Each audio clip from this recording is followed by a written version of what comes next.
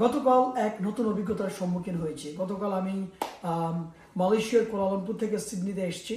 Sir, Kuala Lumpur থেকে আমি সিডনিতে ল্যান্ড করার পরে আমার এই দুটো লাগেজ আমি পাইনি। তো তারপর আমি জানতে পারলাম যে আমার দুটো লাগেজ মালয়েশিয়ার কুয়ালালামপুরে আমার শর্ট ট্রানজিটের কারণে এগুলো তারা আমার কুয়ালালামপুর থেকে সিডনি ফ্লাইটে তারা দিতে পারেননি। তবে তারা আমাকে বলেছেন nothing to be worry, nothing to be stress.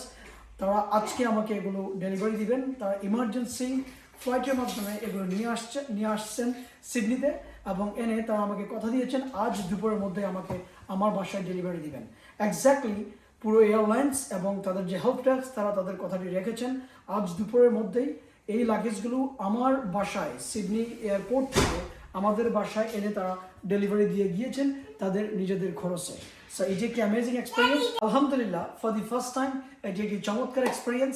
Airlines কথা দিয়েছে এবং তারা কথা রেখেছে, এবং ঠিক অন টাইমে আমার বাসায় এসে তারা ডেলিভারি দিয়ে গিয়েছে, যদিও আমি যে এটিকে আনতে হয়নি। ধন্যবাদ।